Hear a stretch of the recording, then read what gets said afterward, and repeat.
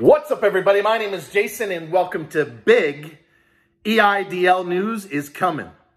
4 possibilities this week. It is Monday, July the 26th, 2021. Please do me a huge favor. Give this video a thumbs up, hashtag EIDL with the comments below, and make sure you follow me on Twitter at TrySmallBiz. I just saw a very interesting tweet from Karen Mills, former head of the SBA under the Obama administration. What might that have to do with 24 months of working capital? So ladies and gentlemen, pull up a chair, grab a cup of coffee, ice cold beer, glass of wine, bottle of dirty water. What are you drinking? Mud water, Jason? Here we go.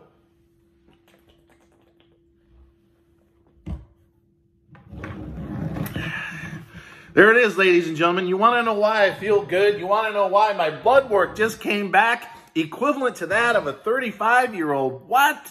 Yes. For all the snowflakes out there who were hoping that I was knocking on heaven's door, I just got my blood work back today from my doctor. And well, my LDL, which is your bad cholesterol, is a tad high. I think it was 132. She wants it down around 100. My overall was only 219. So not bad, but everything, my PSA, which is your prostate, terminal disease like HIV, negatory, my vitamin D, my magnesium, my hormone levels, and 56 other things came back absolutely perfect. And one of the reasons why is this shit right here. I am convinced this right here, it's called chocolate silk. And oh my God, it tastes better than any, what is it, Nestle Quick, any of that shit that you can get in the grocery store. This has, I think, over 50 vegetables, fruits, fiber like chicory, antioxidants, enzymes, prebiotics, probiotics.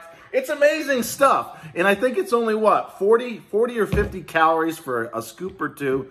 It tastes as good or better than any chocolate milk you're ever going to have.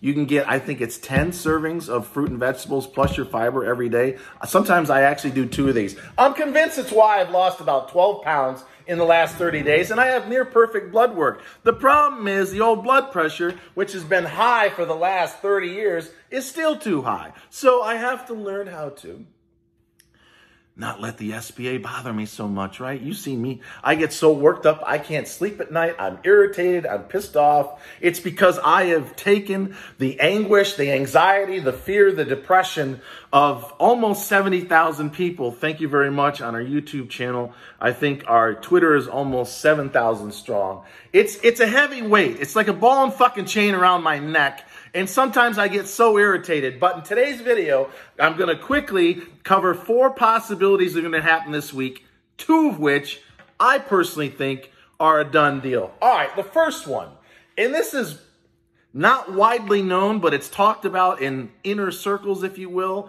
is that the SBA is about to strike a deal with a major bank. And I'm not talking about Rocket Mortgage, which was involved last year. The name I keep hearing, and I don't give it much credence, is JP Morgan Chase. Now, if that was to happen, let me tell you something about Jamie Dimon and JP Morgan Chase. They don't fuck around. They are fast as hell in getting loans out the door. So could an alliance similar to what you see in PPP with A or some major banks that can take a hold of those loans that have been sitting there for 3, 4, 5 months and get them out the fucking door quickly? Is that a possibility? Yes. Am I convinced that that's the big news that the SBA has already pre-announced? You may have seen on Friday, they had a couple of spokeswomen, come out and say, we were supposed to have news this week, meaning last.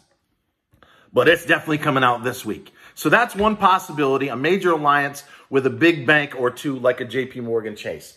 The 2 that I am convinced are going to happen, and then I'll end on a 4th one, is the $2 million loan caps are coming this week, in my opinion.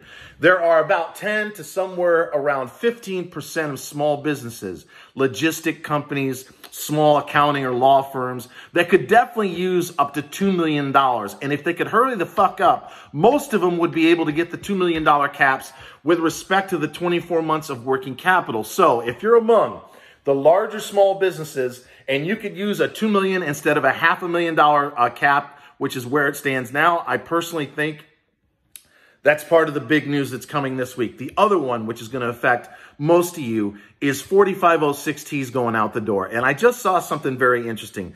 Karen Mills is the former head of the SBA. She's the former Isabel Guzman. She worked under the Obama/Biden administration. All of a sudden, for whatever reason, she just started talking about 7A loans and the success that they've had. Ladies and gentlemen, do you remember about a month ago when I did a couple of videos and I told you they were going to get rid of the 4506T requirement and hopefully treat the Eidl loans like a 7A or a 504? Do you remember me telling you that? Well, here she is, former head of the SBA, suddenly talking about success of the 7A loans. In the 7A and the 504 loans, the SBA has a requirement in there that the IRS must provide a 4506T within 10 days.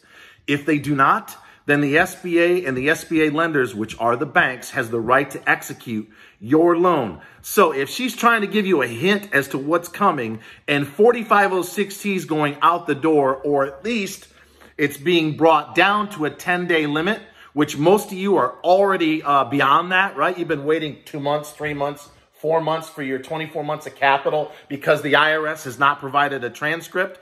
All those loans that are already in process, more than 10 days old, if they adopt this rule and ditch the 4506T, they're going to get processed like that. So we've only seen 65,000 24 months of working capital or Eidl loan increases processed in the last 5 months or so. You're going to see 65,000 processed within 5 days, and many, many more than that. Up to 2 million applications are in the queue if they get rid of the 4506T. Now, on a somewhat mixed note to end this video, the fourth major rumor that they could possibly do is get rid of the low-income community requirement. Now, if you ask me, I'm 40-60 against that happening. Why? In order for it to happen this week, we need an executive order from President Biden or a law to be announced and passed through Congress. And is that possible to happen this week? I don't think so. However, to be more optimistic, because I am a glass half full kind of guy, one of the reasons why Jackie Rosen and John Cornyn, sponsors of S513, the EIDL Small Business Act, which would get you 10 grand regardless of size, location, or credit score, one of the reasons why they may have been silent for the last 4 months is they have a secret deal.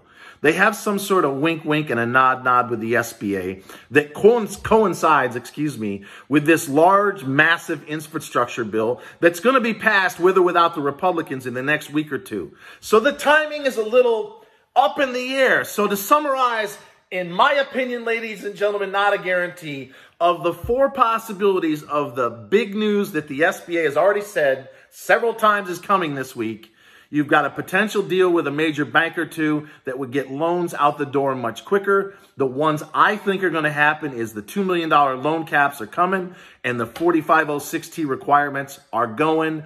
And the one that's flip a coin, but I'm leaning towards the negatory, at least this week, is getting rid of the low-income requirements because it's going to require a executive order from President Biden and or a law to pass through Congress. And I don't think the SBA can telegraph that unless they're just going to give us an announcement that they've reached a deal, which would be absolutely fucking fantastic. So from this very hot 94 degrees in Atlanta, Georgia on July the 26th, 2021 in under 9 minutes.